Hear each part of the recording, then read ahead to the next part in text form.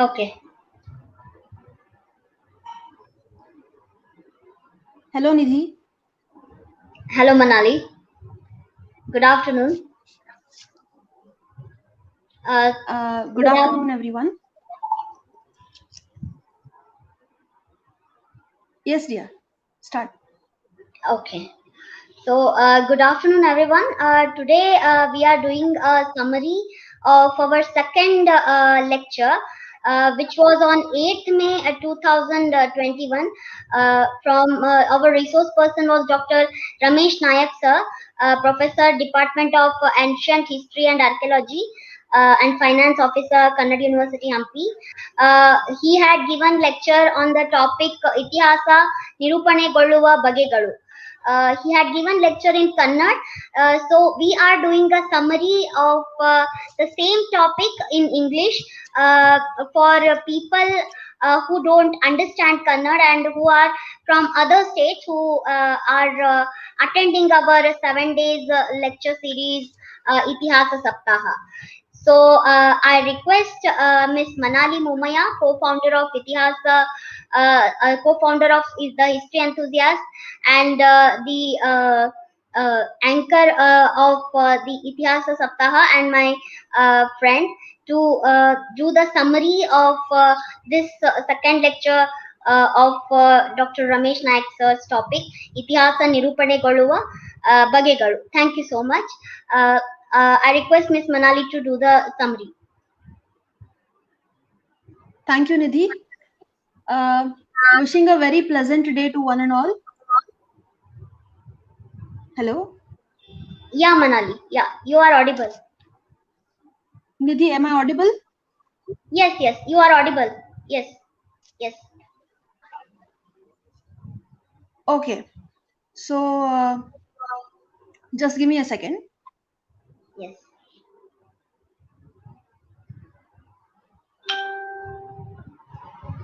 Wishing a very pleasant day to one and all. I, Miss Mana.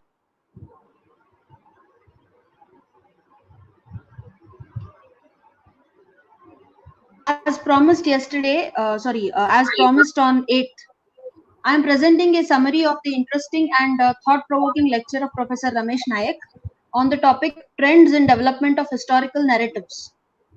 For those of our audience who do not comprehend Kannada, Sir has worked extensively for more than 2 decades in the field of art and architecture of Karnataka, and this lecture is a fruit of his experience gained during his field surveys and research work.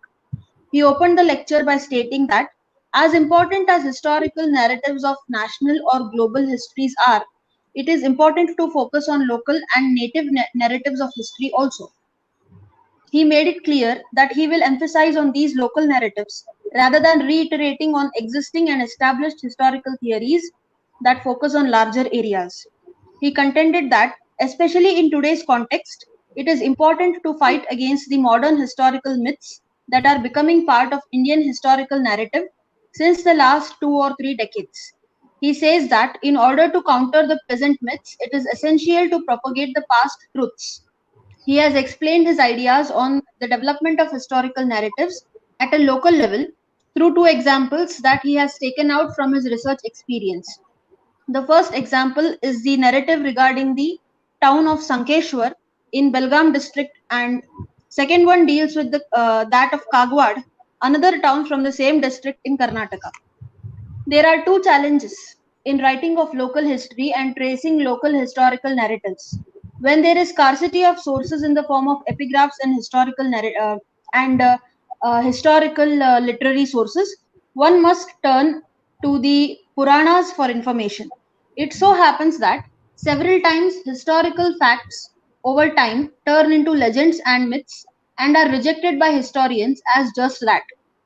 Some other times, legends and myths become historical facts with passage of time, and even though not true, they are simply accepted as fact without question. Both these errors can greatly influence historical narrative and also distort local history to a large extent. This can be seen from the example of Sankeshwar, a town in Belgaum district of Karnataka. Any scholar in history would know that Puranas oftentimes become indivisible part of history. The myths related to the origin of several kingdoms, such as the tale of the hare and the hound, leading to the establishment of great dynasties like the Chalukyas of Badami or Vijayanagara, are noted down in history while discussing those aspects. These are examples of Puranas becoming historicized. In other places, history becomes Puranified, as evident from stories of Kittur Chennamma or Tippu Sultan, where a natural historical event or incident is glorified and alluded as a Puranic or divine happening. For the history of the town of Sankeshwar, there are epigraphical and architectural sources. It was a part of the ancient administrative unit of Huvandinadu 3000 province. It was surrounded by other important towns and cities like Kurani, Kocheri, Arjunwada, which is also known as Kavilaspur, etc. Arjunwada is a town very near to Sankeshwar, the place where one of the few epigraphs verifying the historicity of Bashveshwara, the 12th century social reformer and proponent of Veerashaivism, are found. The question that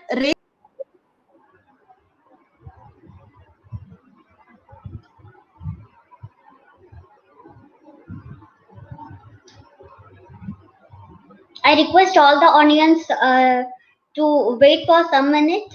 We have some internet connection problems. Miss Manali will join again for continuing the summary in English. Just wait for some moment.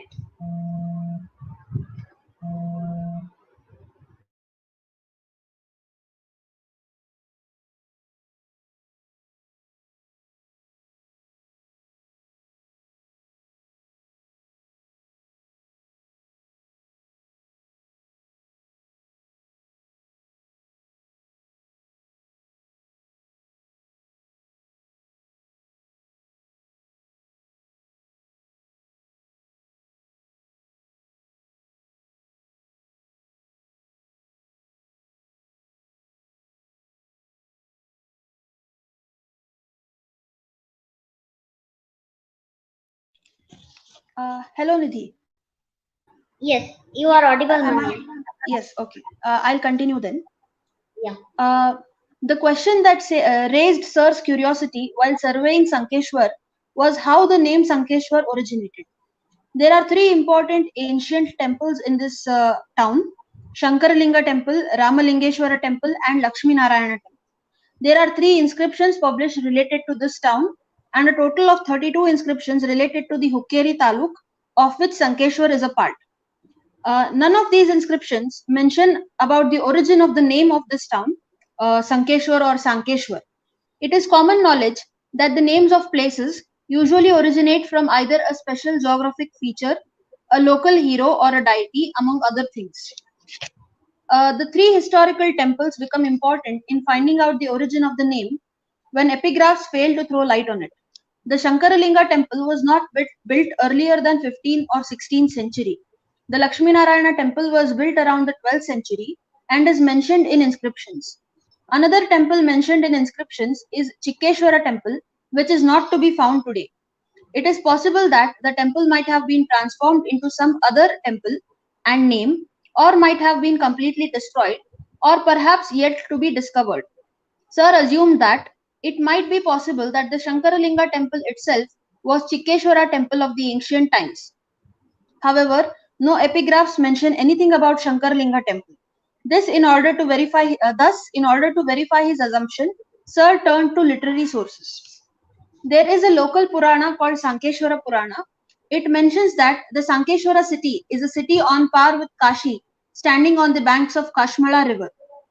The antiquity of this Purana becomes important here. There is a Dattatreya Paduka installed in the Shankaralinga temple. This might be an event related with a name often recurring in the Purana, in the Sankeshwara Purana. That name is of Vidyashankar Goswami. In 15th century, he was the Pithadipati or the abbot of Sringeri Matha. He wanted to visit the cave at Badri that was once visited by Shankaracharya. Thus, he started his journey for this purpose through the difficult woods.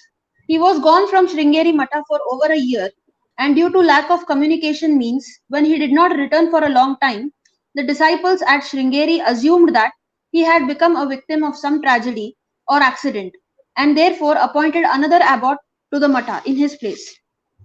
After about 2 years of this appointment, Vidyashankar Goswami returned to Sringeri. Finding out that another abbot had been appointed in his stead, he left and reached Kudali, the place of confluence of Tunga and Bhadra rivers. He started a missionary journey from there to spread his religious thoughts. One place that attracted his attention during this journey was Sankeshwar. He assumed that Sankeshwar was a place where the Sankyas were prominent.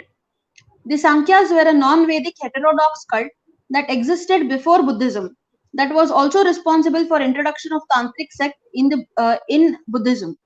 In the opinion of B.D. Chattopadhyay, Radhakrishnan and Mahadev, the Sankhya philosophy had greatly influenced Buddha himself, and a lot of Sankhya ideals were incorporated into Buddhism. The Sankyas therefore represented non-Vedic schools of thoughts. It was a mission of Vidyashankar Goswami to uproot the non-Vedic progressive sects, a tradition that was bequeathed to him from the times of Adi Shankaracharya, where the Advaita philosophy rejected and frowned upon all non-Vedic sects such as Jainism, Buddhism, Ajivika, and several progressive Shaiva cults. The Sankhya philosophy still existed in Sankeshwar during the 15th century. Vidyashankar Goswami was intolerant towards this. Even though he had lost his job as the Pithadipati of Sringeri Matha, he did not stop his mission of converting the non-Vedic sects and to Vedicize them. So he successfully converted Chikkeshwara temple to Shankaralinga temple and also installed the Dattatreya Padukas there to enhance the prominence of Vaishnavism. It was in accordance with the Advaita philosophy that Shiva and Vishnu were worshipped as one. Another question one may ask here is who were Sankyas? It is said that they were descendants of Kapila Muni and disciples of Jambavanta Rishi. Two sadhus named Sankhya Muni and Yuga Muni were his disciples. Jambavanta Rishi once bought the Kamadhenu from Vashishta and gave her milk to Sankhya Muni and Yuga Muni to drink. The milk tasted divine to them, and they imagined that if the milk was so sweet, the meat of this cow must be so tasty. And therefore, they killed and ate the cow. Jambavanta Rishi was furious by this and cursed the two munis that they were supposed to follow Vishnu wherever he went, standing right and left to him until their sins were washed off. The Muni who stood on the left side of Vishnu was Yuga Muni, from whose wife Matangi the Matangas were born. Today the Matangas are called as Madigas, Malas, etc. in different regions. The children of Sankhya Muni were the Balagaidas or Holayas. Today these are castes. They are considered as untouchable castes. And these Puranas go on to show that these castes existed since pre-Buddhist times. There is an interconnection between the past and the present that can be seen in this story. These people who committed non-Vedic or anti-Vedic practices were condemned to a lower status and miserable life. The children of Matangi became proficient in handicrafts, and the Holayas found livelihood in agriculture. All these thoughts are gleaned from Dr. Hiremat's book Sankhya Darshana. It is clear from this account that two castes that are today among the untouchables were at one time responsible for propagating great philosophies and progressive thoughts. The pro-Vedic sects such as the proponents of Dvaita, Advaita, etc. That cropped up in the 8th century tried to bring these progressive sects down, and hence such Puranas were born in which the stories of their decline to low status can be seen. It is assumed by Sir that even though Vidyashankar Goswami was successful in uprooting the Sankyas from the town of Sankeshwara, he could not uproot their influence. The name Sankeshwara continued to exist. Several Puranic allusions back this assumption. Another example given by Sir is that of Kagwad. It is a taluk in the district of Belagavi. In the first example, the historical facts had become Puranified. In the second example, Puranic legends became popular history. The Kagudaraya temple in Kagwad is named after a person or a local hero from whom it is said that Kagwad got its name. Kagwad was originally a Jaina center. It is no doubt, there is no doubt in this assertion. There is a Shantinatha Basadi there, but the most important deity of the town is Kaggudaraya, who is also called Mailara, Khandoba, Mallayya or Mallikarjuna. The Jaina demigod Brahma Yaksha, installed in the Shantinatha Basadi, it is said that became Kaggudaraya later on, and perhaps got the name from the name of the village and not the other way around. The name Kagwad comes from the words Kaga, which means Masari, which in Kannada means red soil, and Wada means area. Therefore, Kagwad means an area that had red soil. The name did not come from Kaggudaraya because the name Kaggudaraya itself was given to Brahma Yaksha at a much later period. The local Purana, however, connects the two. It says that Kagwad got its name from Kaggudaraya. The account behind this story is, Sir points out that the Jaina Brahma Yaksha must have been converted to Mailara or Kaggudaraya, a form of Mailara, due to the influence of Magasuli Mallayya, a prominent deity in the nearby village. So, according to the Puranas, there are 101 Mailara Kshetras and deities. The first one being Mailara in Huvin Hadagali, and the last one at Yadgiri district named Yatagiri Mallayya. Other prominent Mailara deities among the 101 include Jajuri Khandoba, Magasuli Mallayya, Karimani Mallayya, Hosadurga Mallayya, etc. Thus, under the influence of Magasuli Mallayya, Brahma Yaksha, who had by then become a neglected deity along with Jainism and the Jaina Basadi, was converted into Kaggudaraya, a local prominent deity. What we notice from these two examples is that historical narratives are distorted when either Puranas become history or history becomes Purana. The first example showed us how a dominant caste historically became subjugated, but the only logical evidences for that can be found in Puranas. The second example showed us how a forgotten deity of a subjugated community became a prominent one under a different name given by a prominent community. In this regard, the story of Puranas becomes false and illogical in the second example. Therefore, Sir warns the young researchers to be alert and careful while collecting information from local sources, whether historical or Puranic, and he asks them to make a logical, unbiased, informed decision regarding the validity and reliability of these sources. One must be able to make a distinction between confusing historical myths and Puranic truths and be the judge of what is logical and what is just a legend. Sir ended the lecture by taking complete responsibility for all the views expressed in the lecture and thanking the organizers for inviting him to deliver the lecture. On the whole, it was an intriguing and thought provoking lecture that will lead the viewers to contemplate the importance of local history, make them aware of the various challenges involved in its reconstruction, and also alert them to the hazards of accepting modern historical myths without question. This was a brief summary of Sir's lecture.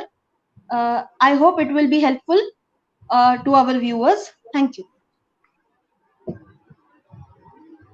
I thank Miss Manali Momaya for giving such a beautiful summary of Sir's lecture. I think it was more understandable. I think in Kannada also, Sir was, of course, his lecture was great, but Manali's summary was in more simpler way. It was understandable for everyone, for common people also, and for historians also, and for youths also. So thank you, Manali, for giving such a beautiful summary of Sir's Ramesh Nayak Sir's lecture. Thank you so much. Yes. So here I would also like to thank Professor Ramesh Nayak once again for this amazing lecture, because it has alerted us, in fact, to be very, very careful in analyzing the historical sources that we are presented with, and to be alert as to where uh, we get misguided because of myths and legends. There are myths and legends even in modern history, as pointed out by Sir, because in the past 2 or 3 decades, many myths have been accepted as fact in history. So such things have to be corrected, and young scholars like us have benefited a lot from Sir's lecture. So once again, on behalf of myself and Nidhi, I congratulate and thank Professor Ramesh Nayak, and I thank all the viewers for listening to this summary and for supporting us all through the journey of Itihasa Saptaha. Thank you very much. Thank you.